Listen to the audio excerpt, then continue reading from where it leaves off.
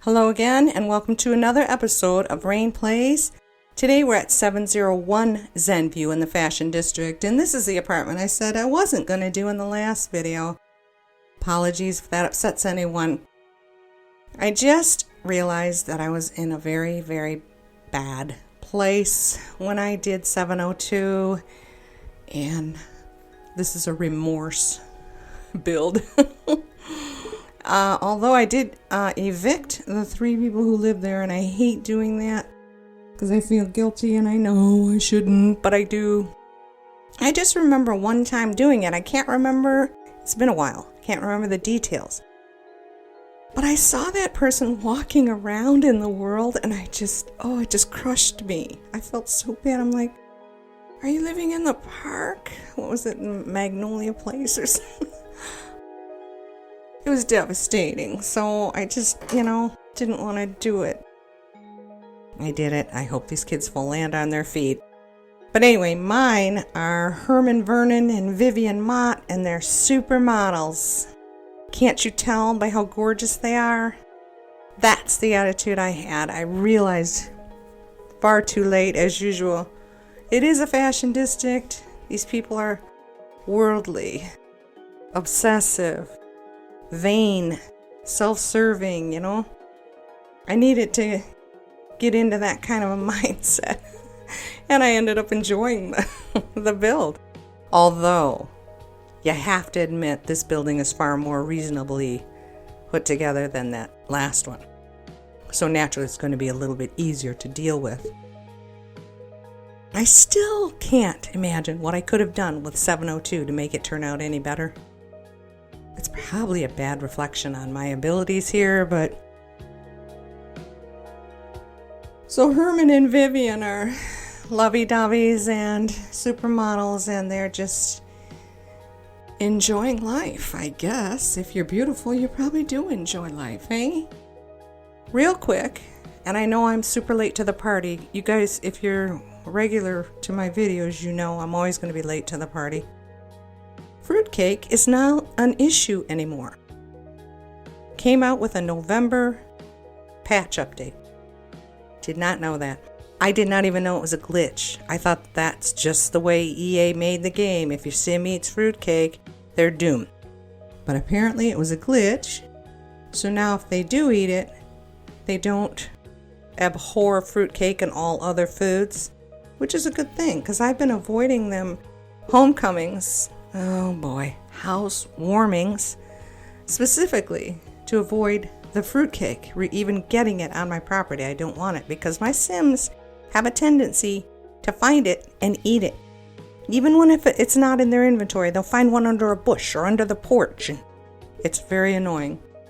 And I knew the workaround at the time was to build up your gourmet cooking skills. Make a gourmet fruitcake, eat it, and then everything's fine. That's a pain in the butt. But I always ended up giving my Sims a 10 in homestyle cooking and a 10 in gourmet cooking. And the reason for that is because the first time one of my Sims caught fire, I was devastated. That scared me no end. And I never wanted to experience it again. And at that time, you just had to stand there and watch them fry. No matter what you clicked on, you just get that red sentence, whatever it said. Your sim can't do anything right now because there's an emergency or something. And it's like, no kidding. They're on fire? And you're just going to make me sit here and watch? That was horrific. So I never wanted to go through that again, so I always gave them high skills in cooking. I still do it because if I have to send somebody in here to test out my build, I don't want them burning the place down or killing themselves. So they always get a 10 in cooking. I can't deal with it. I know it's dumb, but I can't deal with it. I'm sorry. So I just learned that last night because I was looking into laptops. I'm a little confused why a sim can make a basketball just magically appear out of nowhere to play a game of basketball. But can they do that if they have the laptop? If you put the laptop in their inventory and send them out into the world, and then like they're just sitting in a park enjoying the day, can they pull out their laptop and finish their novel? I'm curious to see if they can do that. It would be nice if they could. You know what? I really should try that.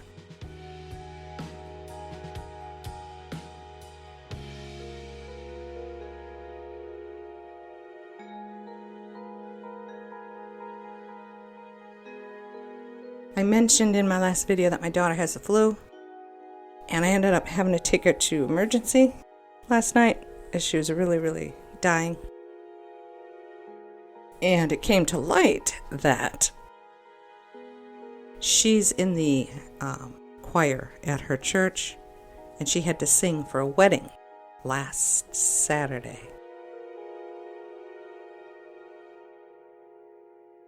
And the bride's sister was one of the bridesmaids, and she had the flu. But she came to the wedding, and she brought her 3 sick children with her.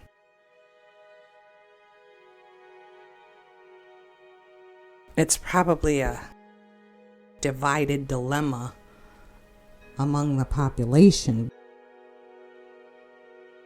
All I could think is the audacity.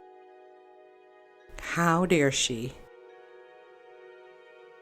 It's a tough one, though. I mean, yeah, okay, it's her sister, and it's her sister's big day, and not only that, you're a member of the wedding party, but you have the flu, and so do your children. Why are you out in public spreading it? It's I don't know. All I can tell you is people in Asia don't wear a mask because they're afraid of catching the disease.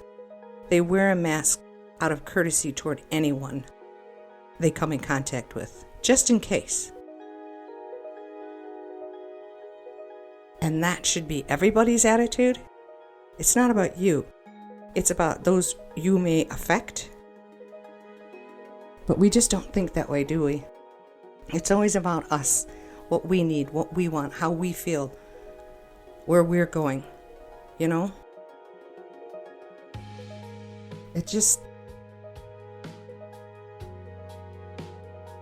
If my kids coughed or sniffled or looked a little green around the gills, I kept them home.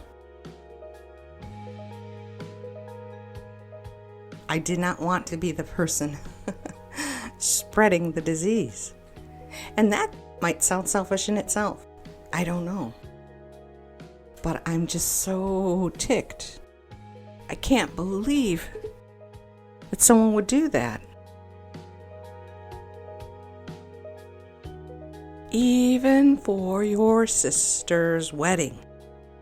I'm sorry, that's the side of the fence I'm on. It's just wrong. You've affected every single member in that church in one way or another because you felt obligated. And there too, if I had been the bride, I probably would have said, stay home. I'm really sad that you can't be here, and it's making me cry. I'm devastated by the fact that this happened to you on my big day. But please don't feel obligated. In this case, it's about you recovering, staying home in a warm bed with some hot tea.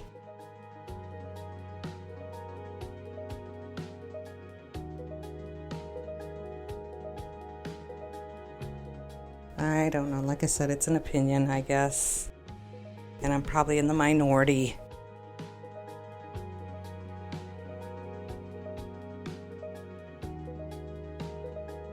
But at least we know where she got it, you know? I guess that helps. Does it matter? I don't know.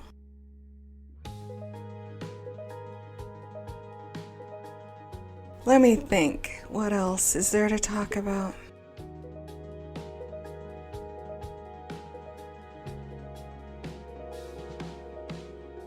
Well, I have a weird issue with doors if that's an interesting thing to talk about. I don't know why it is.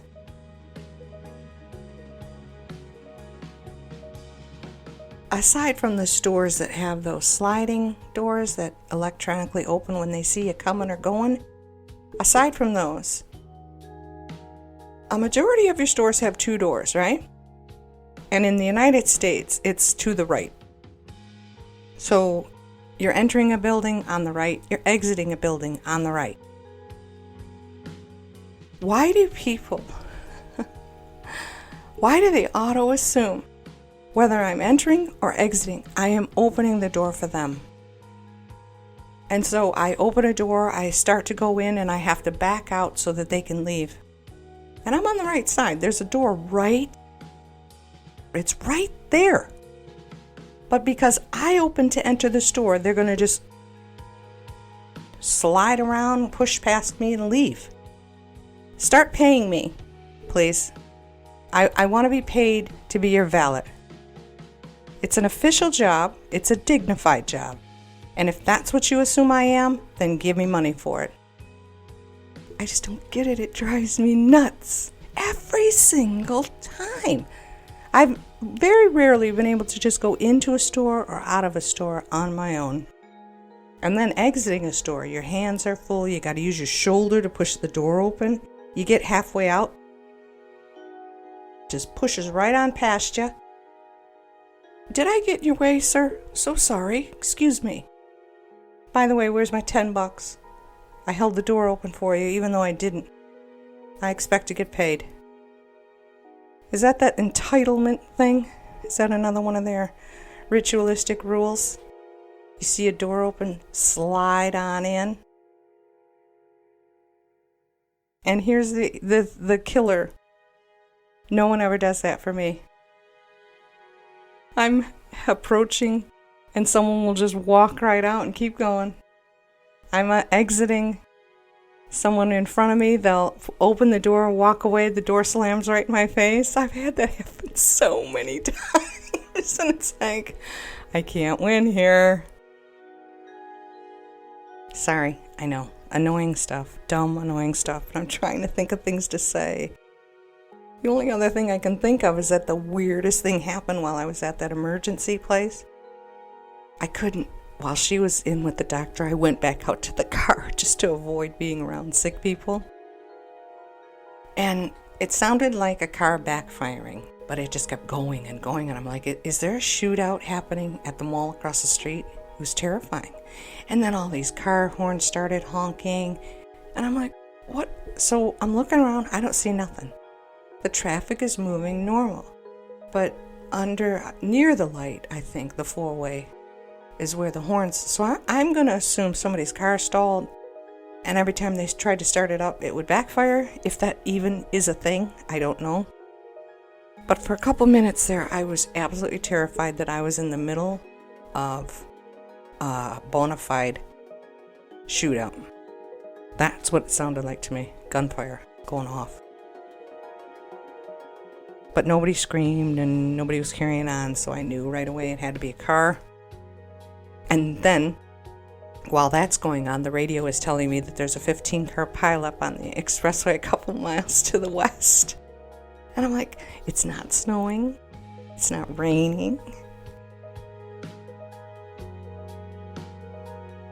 Well, actually, it was twilight. The sun was just setting, so. Oh, boring. I got about 45 seconds. The build was fun. I enjoyed it. I hope you guys enjoyed it too. You can tell I went goofy with this stuff because these guys are goofy. I even remembered to have them take a picture, so I had a picture for their wall. I'm sorry that I was so boring this time. I just hope the video itself wasn't boring, because I'm sure a lot of you could just mute me. Oh, the woman who never has anything to say. Dude, and his package here, I never saw Sim do that before. No, I don't have a mod for it, but my goodness. Thank you so much for watching my video. I hope you have a wonderful day. Bye-bye.